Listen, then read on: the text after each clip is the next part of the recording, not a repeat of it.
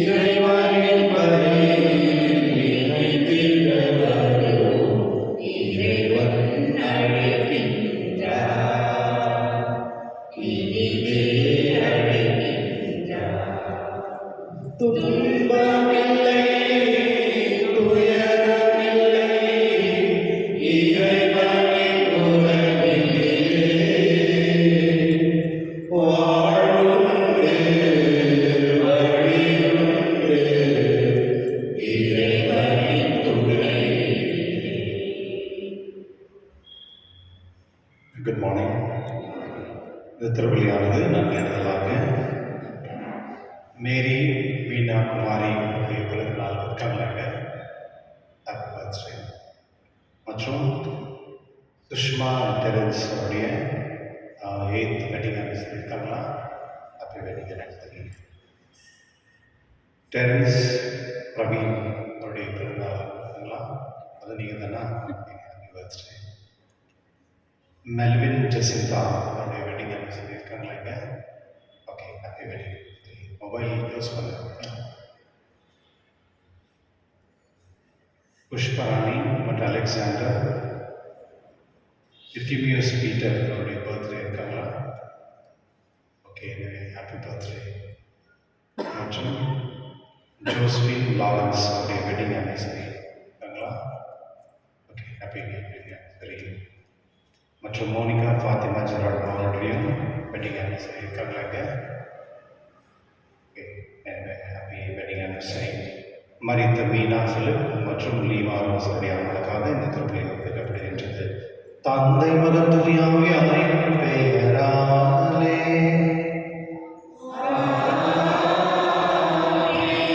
நம் ஆண்டவராகிய இயேசு கிறிஸ்துவின் கடவுளின் அன்பும் தூய ஆவியாரின் நட்புறவும் உங்கள் அனைவரோடும் இருப்பதாக.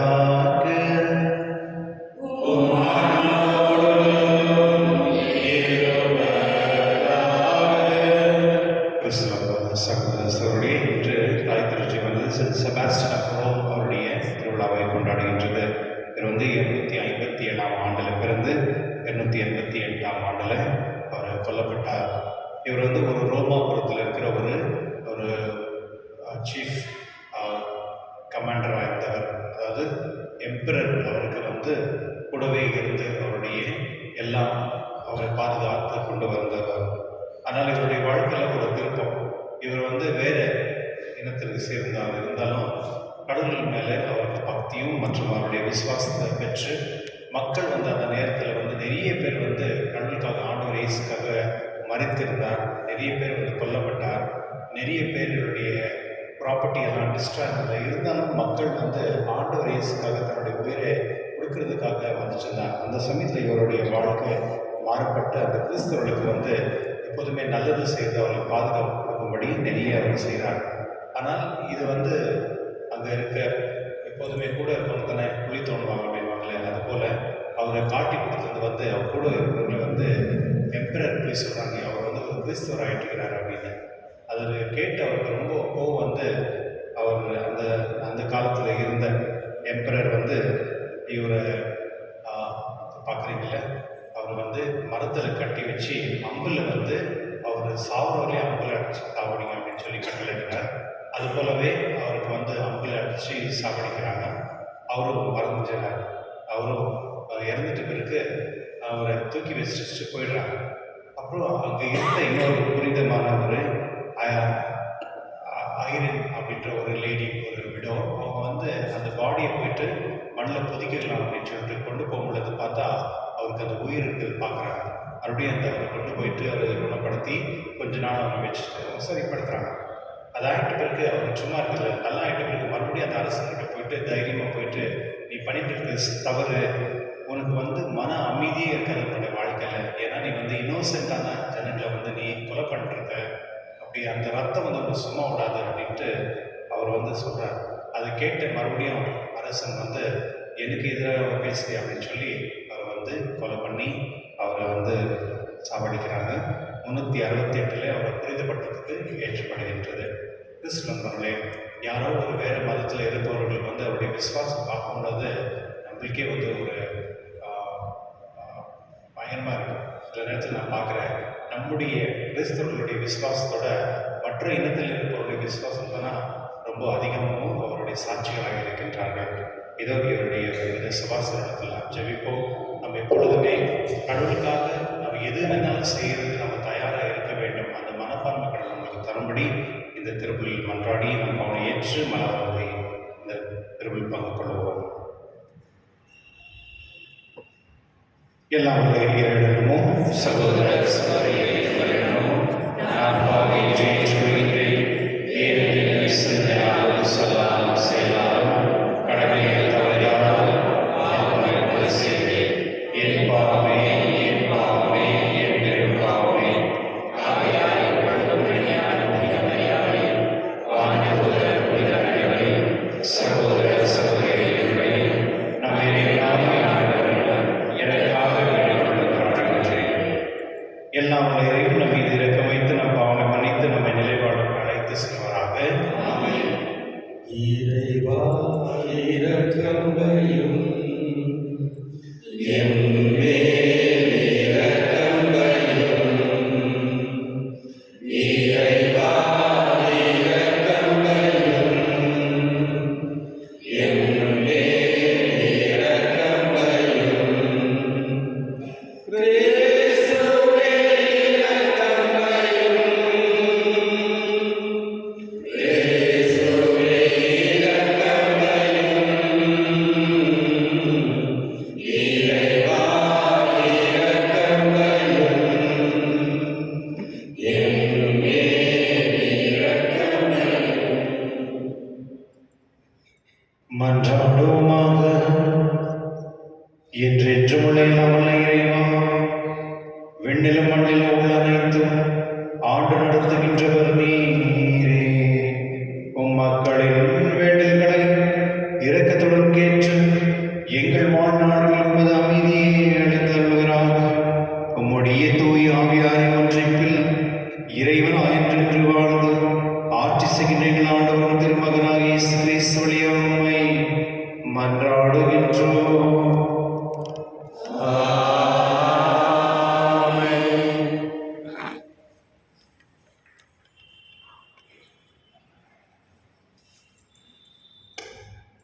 முதல் வாசகம். சாமுவேல் முதல் நூலில் இருந்து வாசகம். அந்நாட்களில் ஆண்டவர் சாமுவேலை நோக்கி, இஸ்ரவேலின் அரசராக சவுல் இல்லாதவாறு நான் அவனை புறக்கணித்ததை நீ அறிந்திருந்தும் நீ எவ்வளவு காலம் அவனுக்காக துக்கம் கொண்டாடுவாய்? உன்னிடம் உள்ள கொம்பை எண்ணெயால் நிரப்பி கொண்டு போ. பெத்லகேமை சார்ந்த ஈசாயிடம் உன்னை அனுப்புகிறேன். ஏனெனில் அவன் புதல்வர் ஒருவனை அரசனாக தேர்ந்துள்ளேன் என்றார். அதற்கு சாமுவேல், எப்படி போவேன்? சவுல் கேள்விப்பட்டால் என்னை கொன்று விடுவானே என்றார். மீண்டும் ஆண்டவர், நீ ஓர் கன்றுக்குட்டியை எடுத்து செல், ஆண்டவருக்கு பலியிட வந்துள்ளேன் என்று சொல். ஈசாயை பலிக்கு அழித்திடு. அப்பொழுது நீ செய்ய வேண்டியது என்னவென்று உனக்கு நான் தெரிவிப்பேன். நான் உனக்கு காட்டுகிறவனை நீ எனக்காக திருப்பொழிவு செய் என்றார். ஆண்டவர் கட்டளையிட்டவாறு சாமுவேல் செய்த பின் பெத்லகேமுக்கு சென்றார். அப்பொழுது அவ்வூரில் பெரியோர்கள் அஞ்சி நடுங்கி அவரை எதிர்கொண்டு வந்து, உங்கள் வருகையின் நோக்கம் சமாதானம்தானே என்று கேட்டனர். அதற்கு அவர், ஆம், சமாதானம்தான். ஆண்டவருக்கு பலி செலுத்த வந்துள்ளேன். உங்களையே தூய்மையாக்கிக் கொண்டு என்னுடன் பலியிட வாருங்கள் என்றார். மேலும் ஈசாயும் அவர் புதல்வரையும் தூய்மைப்படுத்தி பலியிட வருமாறு அழைத்தார். அவர்கள் வந்தபோது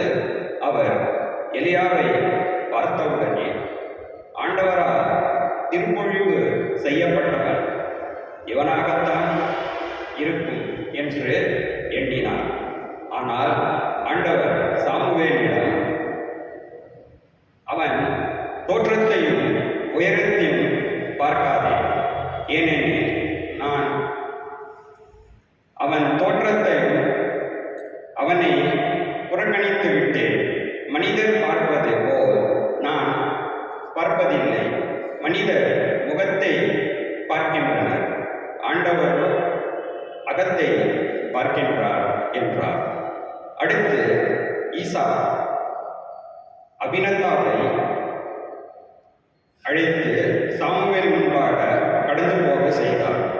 அவர், இவனையும் ஆண்டவர் தேர்ந்து கொள்ளவில்லை என்றார். பிறகு ஈசா சம்மாக்குவை கடந்து போக செய்தார். ஆண்டவர் பிறகு ஈசா சம்மாக்குவை இவனையும் தேர்ந்து கொள்ளவில்லை என்றார். சாமுவேல் இவ்வாறு ஈசாயும் தம் 7 புதல்வரையும் சாமுவேல் முன்பாக கடந்து போக செய்தார். இவர்களையும் ஆண்டவர் தேர்ந்து கொள்ளவில்லை என்றார் சாமுவேல். தொடர்ந்து சாமுவேல் ஈசாயை பார்த்து, உன் பிள்ளைகள் இத்தனை பேர் தானா என்று கேட்க, இன்னொரு சிறுவன் இருக்கிறான், அவன் ஆடுகளை மேய்த்து கொண்டு இருக்கிறான் என்று பதிலளித்தார் ஈசா. அதற்கு சாமுவேல் அவரிடம், ஆள் அனுப்பி அவனை அழைத்து வா, ஏனெனில் அவன் வரும் வரை நான் உணவருந்த மாட்டேன் என்றார். ஈசாய் ஆள் அனுப்பி அவனை அழைத்து வந்தார். அவன் சிவந்த மேனியும் ஒளிரும் கண்களும் கொண்டு அழகிய தோற்றமுடன் இருந்தான். ஆண்டவர் சாமுவேலிடம், தெரிந்து கொள்ளப்பட்டவன் இவனை, எழுந்து இவனை திருப்பொழிவு செய் என்றார். உடனே சாமுவேல் எண்ணெய் நிறைந்த கொம்பை எடுத்து அவன் சகோதரர் முன்னிலையில் அவனை திருப்பொழிவு செய்தார். அன்று முதல் ஆண்டவரின் ஆவி தாவீதின் மேல் நிறைவாக இருந்தது.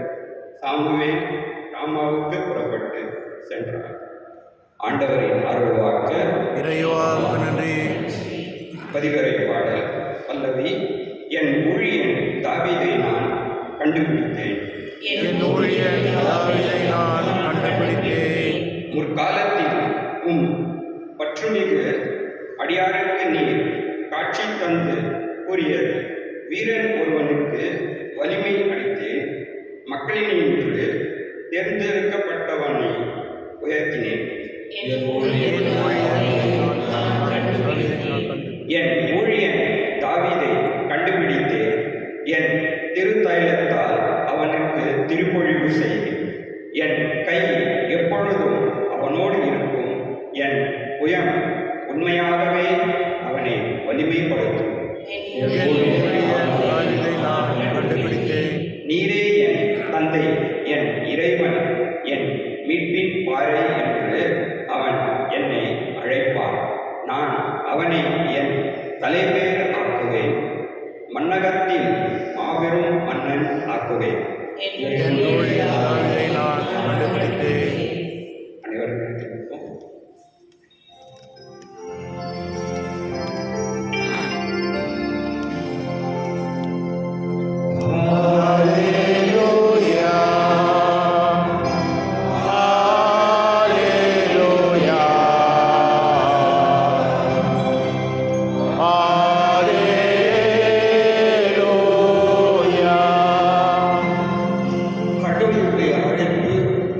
உங்களுக்கு எத்தகைய எதிர்நோக்கை தந்துள்ளது என்று நீங்கள் அறியுமாறு நம் ஆண்டவராகிய இயேசு கிறிஸ்துவின் கடவுளும் மாட்சிமிகு தந்தையுமானவர் ஞானமும் வெளிப்படும் தரும் தூய ஆவியை உங்களுக்கு அருள்வாராக.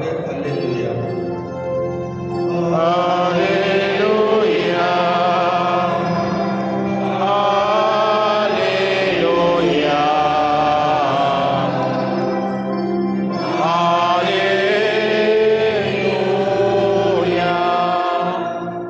ஆண்டவர்களோடு இருப்பாராக.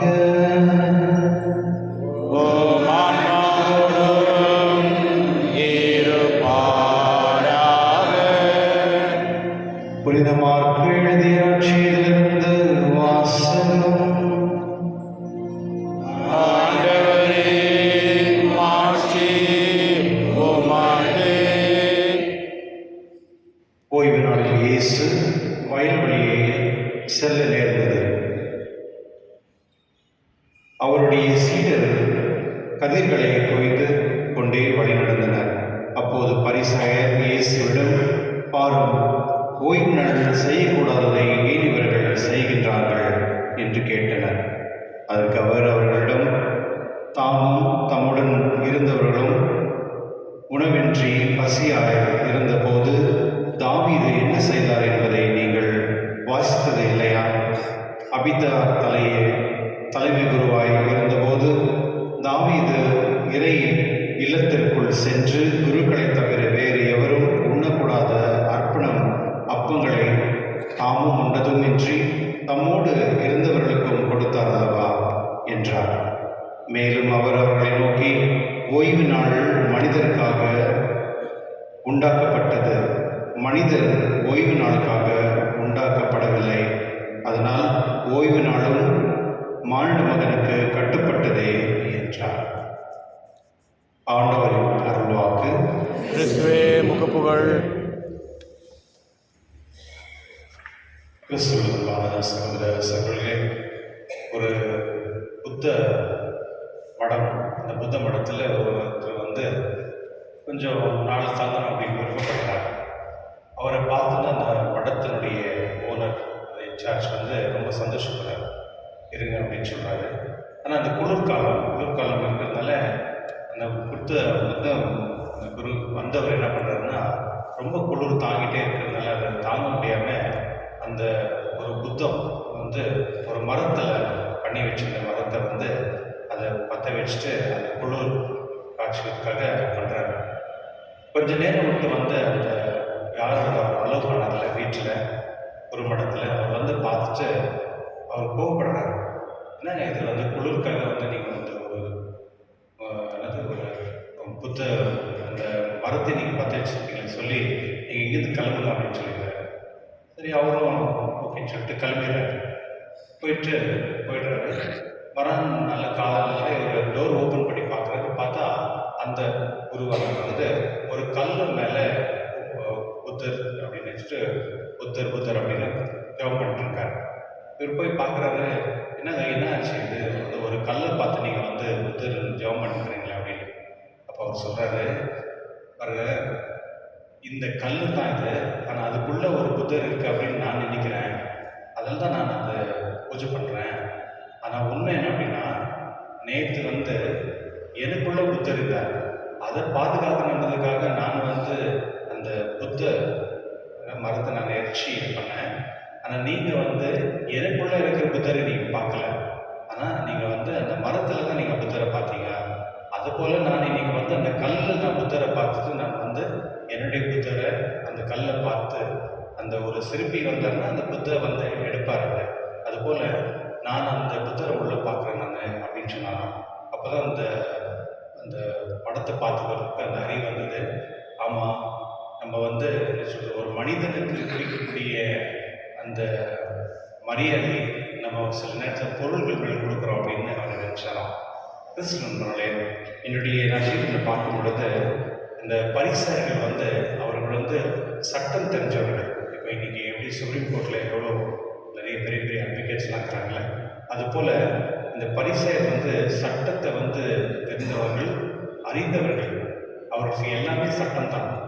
ஆனால் இயேசு வந்து அந்த வயல் வழியாக போகும்பொழுது சீடர்கள் வந்து அந்த வயலில் இருக்கிற அந்த கதிர்களை எடுத்து சாப்பிட்டு வராங்க. அது வந்து அவங்க பசி இருந்துக்கலாம், சாப்பிட்டுக்கலாம். ஆனால் இவர்கள் வந்து அவர் செய்தது ஒரு குற்றமாக, அதுவும் அந்த ஓய்வு நாளில் செஞ்சது வந்து தவறு அப்படின்னு சொல்கிறாங்க. சீடர்கள் சில விஷயங்கள் செய்யும் பொழுது ஆண்டவர் அவங்களுக்கு எப்படி சப்போர்ட் பண்ணுறாரு பாருங்க. அதாவது அதுக்கு ஒரு உதாரணம் கொடுக்குறாரு. தாவீது அரசரே வந்து பசியாக இருக்கிற கோயிலில் இருக்கிறது போய் சாப்பிட்டாரு, அது உங்களுக்கு தெரியலையா, படிச்சது இல்லையா அப்படின்னு கேட்குறாரு. கிறிஸ்துவர்களே, சில நேரத்தில் வந்து நம்ம வந்து சட்டத்தின் மூலயமா அந்த என்ன சொல்றது நம்மளே வளர்த்துக்கிறோம். இன்னைக்கு பாருங்க, இந்த சட்டன்ற ஒரு பேரில் நாடு வந்து எப்படி கொளுத்திட்டு வராங்க. அதாவது மாடு வந்து பாதுகாக்கணும், அந்த மனிதரை பாதுகாக்கக்கூடாது. அப்படிதான் நம்முடைய நாட்டுடைய சட்டம். இப்போ மாட்டுக்கும் ஆளுக்கும் வந்து வித்தியாசம் இருக்கா இல்லையா? யாருக்கு நம்ம முக்கியத்துவம் கொடுக்கும்? சில நேரத்தில் வந்து வீட்டில் ஏதாவது ஒரு பொருள் ஒன்றிச்சுன்னு வச்சுக்கோங்களேன், சின்ன பசங்களோ தெரியாமல் தவறி நடிச்சிட்டாங்கன்னா அந்த பர்சனை நம்ம திட்டி பண்ணி அவங்க அடிச்சுக்கிச்செல்லாம் பண்ணி ஒரு வழி பண்ணிடலாம். ஆனால் அந்த பொருளுக்கு கொடுக்கக்கூடிய அந்த மரியாதை வந்து மனிதர் கொடுக்கறதுல தான் சில நேரத்தில் நம்ம இப்படி நடந்துக்கிறோம். ஏதோ ரொம்ப இம்பார்ட்டண்ட்டாக இருக்கலாம், அந்த இம்பார்ட்டண்ட் இருக்கலாம், ஓகே. ஆனால் சில நேரத்தில் வந்து அந்த பொருளுக்கு கொடுக்கக்கூடிய மரியாதை வந்து மனிதருக்கு நம்ம கொடுக்குறதில்ல. இது எல்லார் வீட்லையும் நடக்குது.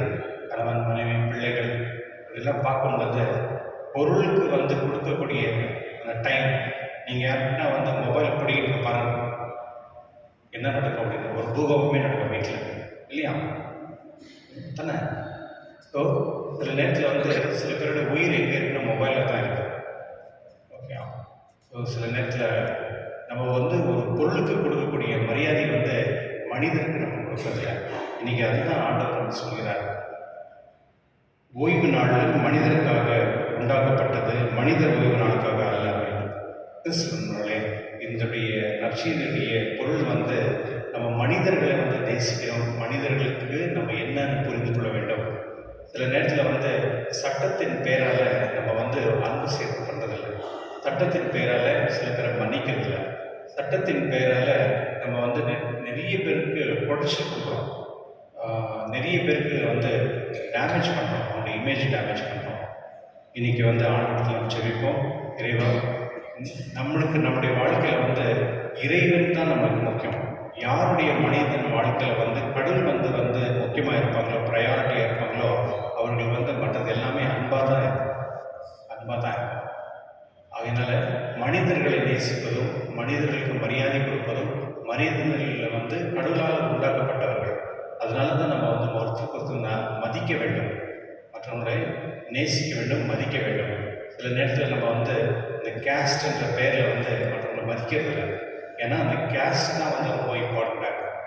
கிறிஸ்துவனுடைய சில நேரத்தில் வந்து கடவுள் நம்ம இப்படி தான் திருப்பிடுவார். எப்படின்னா, நீ யாரை வந்து எப்படி நீ வந்து உன்னுடைய வாழ்க்கையில் நீ ட்ரீட் பண்ணியோ அதே போல் உனக்கும் அடிக்கப்படும். அந்த மாதிரி சூழ்நிலை வந்து நம்ம க்ரியேட் பண்ணக்கூடாது. அதனால் என்னுடைய திருப்பில் நாம் ஜெபிப்போம். இறைவா, நான் எப்பொழுதுமே கடவுளை நான் அன்பு செய்வது போல மற்றவனையும் நான் அன்பு செய்வோம் மற்றும் மதிக்கவும் கற்றுக் கொடுக்கிற இந்த மனப்பான்மை தாரும் இந்த திருவிழில் கொண்டாடுவோம். Amen.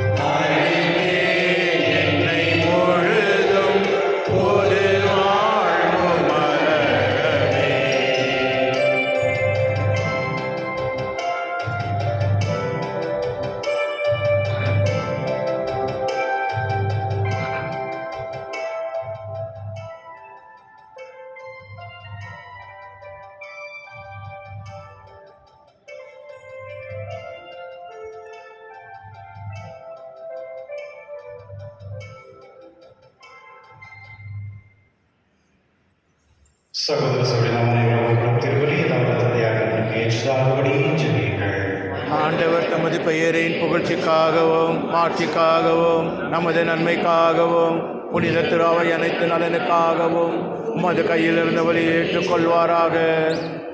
ஆண்டவரே, இப்பொழுதெல்லாம் இவரை நினைவு கொண்டாடுகின்றது, அப்பொழுதெல்லாம் எங்கள் மீட்பின் செயலை நிறைவேற்றப்படுகின்றது. எனவே நாங்களும் மறை நிகழ்வுகளில் தகுதியான பங்கேற்க எங்களுக்கு அருள்வீராக. என்றென்று வாழ்ந்து ஆட்சி செய்கின்ற அவர் வழியாக உம்மை மன்றாடுகின்றோம். ஆமென். ஆண்டவர் உங்களோடு இருப்பாராக. ஓம் ஆன்மாவோடும் இருப்பாராக. இதை எங்களை ஆண்டவரிடம் எழுப்புங்கள்.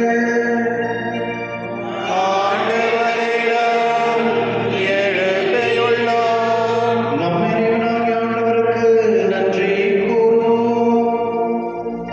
அதே தகுதியும் நீதியும் மானதே. ஆண்டவரே, பரிசுத்த எல்லாம் வல்ல நித்திய இறைவா, எங்கள் ஆண்டவராக கிறிஸ்து வழியாக இந்நாளும் என்பது நாம் உமக்கு நன்றி செலுத்துவது மெய்யாகவே தகுதியும் நீதியுமாக உங்கள் கடமையும் மீட்புக்குரிய செயலுமாகும். கிறிஸ்து மனிதன் பிள்ளைகளை கண்டு இரக்கமுற்று கன்னிமரனுடைய பிறக்க திருவள்ளுமானார். சிலுவையில் பாடுபட்ட எங்களை நித்திய சாவிலிருந்து விடுவித்தார். இருந்தோறும் இருந்து உயிர்த்தெழுந்த நித்திய வாழ்வை எங்களுக்கு அளித்தார். ஆகவே தூதராதி தூதரோடும் அரியணை சொல்வோர் ஆட்சிபுரம் மற்றும் ஆனந்த செவிகள் அனைவரோடும் சேர்ந்து நாங்கள் உமது மகிமையை புகழ்ந்து பாடி முடிவென்றி சொல்வதாவது: உயவர் உயவர் உயவர் வான்படைகளின் கடவுளாம் ஆண்டவர். விண்ணகமும் மண்ணகமும் உமது மாட்சியால் நிறைந்துள்ளன.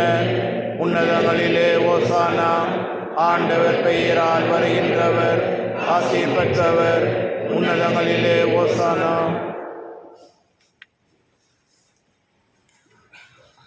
ஆண்டவரே, நேர்மையாகவே தூயவர், தூய்மை அனைத்துக்கும் ஊற்று. ஆகவே உம்முடைய ஆவியை புரிந்து இக்காணிகளை தூய்மைப்படுத்த உம்மை வேண்டுகின்றோம். இவ்வாறு எங்கள் ஆண்டவர் இயேசு கிறிஸ்துவின் உடலும் இரத்தமாக எங்களுக்கு மாறுவனவாக. அவர் பாடுபட உள்ளம் கணிந்து தமக்கு கிடைத்த போது அப்பத்தை எடுத்து நன்றி செலுத்தி அதை பிட்டு தம் சீடர் கழித்து கூறியதாவது: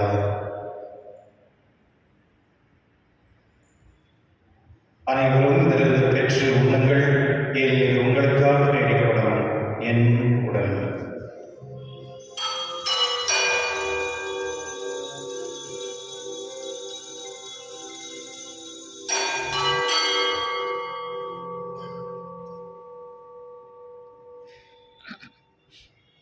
அவனமே விருந்தி அருந்திய பின் கிண்ணத்தை எடுத்து மீண்டும் உமக்கு நன்றி கூறி தம் சீடர் கழித்தவர் கூறியதாவது: அனைவரும் இதிலிருந்து பெற்று பாருங்கள், ஏனெனில் இது புதிய நிலையான உடன்படிக்கைக்கு உரிய இரத்தத்தின் கிண்ணம். இது பாவ மன்னிப்புக்கென்று உங்களுக்காக பலருக்காகவும் சிந்தப்படும். இதை நினைவாக செய்யுங்கள்.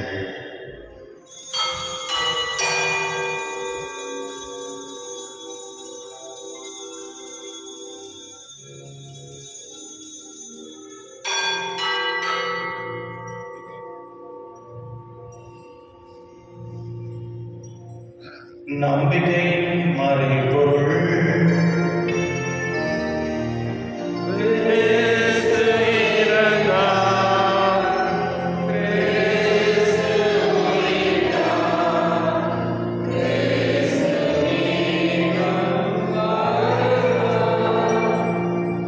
எழுந்திருப்போம். எப்போதுமே சொல்றேன், இந்த நேரத்தில் வந்து எழுந்திருக்கணும் அப்படின்னு உங்களுக்கே தானாக வரும். ஏனெனில் நீங்கள் வந்து நிற்கும் பொழுது உங்களுடைய மனதையும் கையை வந்து நீங்கள் வந்து ஜோடிக்கும் பொழுது இது ரொம்ப முக்கியமான ஒரு ப்ரேயர். நீங்கள் முட்டி போடும் பொழுது நீங்கள் சில நேரத்தில் கண்ணு மூடிட்டு இருக்கலாம்.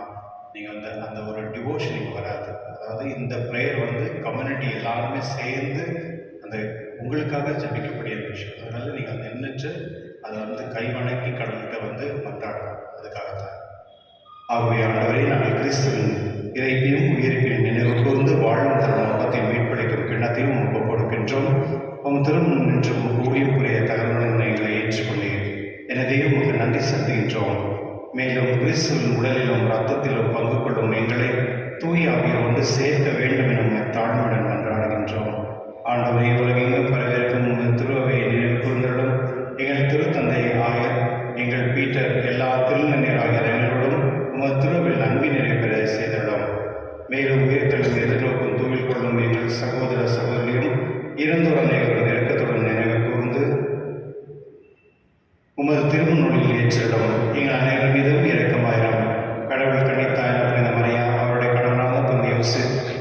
திருத்துதர்களை உலகில் உமதவராக இருந்தவராகிய புனித அன்னையரோடும் நாங்கள் நிலை வாழ்வில் பங்கு கொள்ளும் தகுதி பெற்று உம் திருமகன் இயேசு கிறிஸ்து வழியாக உம்மை புகழ்ந்தேத்தும் மனமுள்ள உம்மை மன்றாடுகின்றோம்.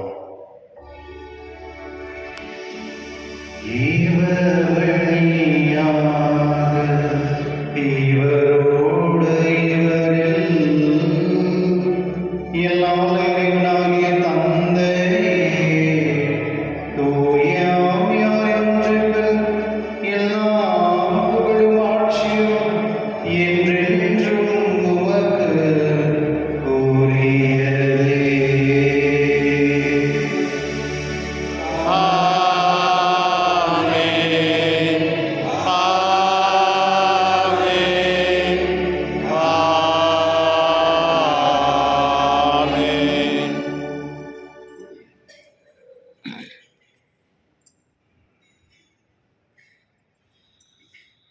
மீட்பரின் கட்டளை ஆட்சிக்கப்பட்டு இறை படிப்பினால் பயிற்சி பெற்று நாம் வந்து சொல்லுவோம்.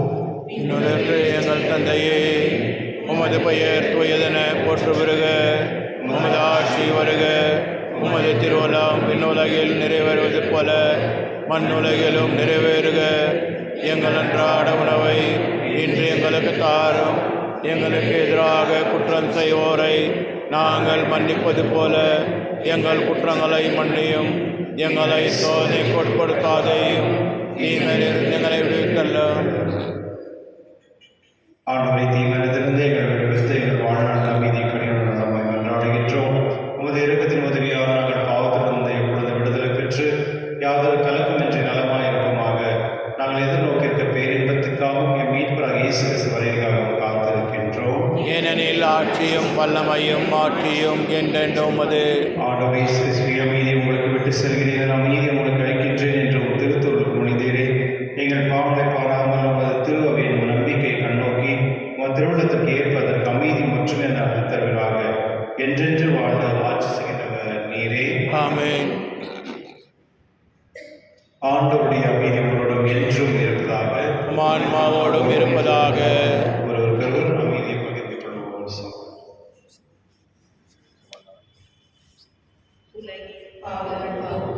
இரணின் சம்மரியே, எம்மேல் இரக்கம் வையும். உலகின் பாவம் போக்கும் இரணின் சம்மரியே, எம்மேல் இரக்கம் வையும். உலகின் பாவம் போக்கும் இரணின் சம்மரியே, எமக்கு அமைதி அருளும்.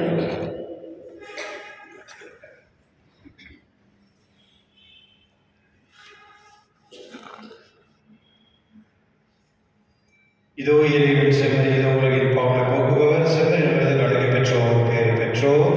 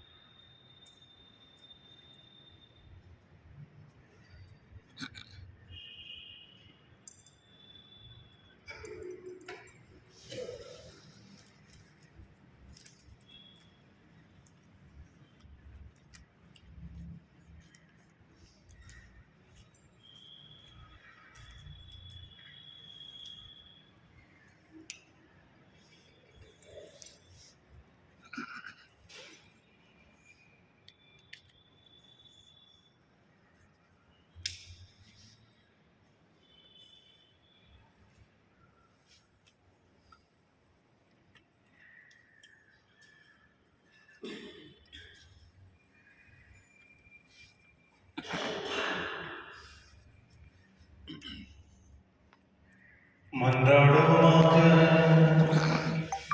ஆண்டவரே, உமது அன்பின் ஆவியை எங்கள் மீது பொழிந்தருளும்.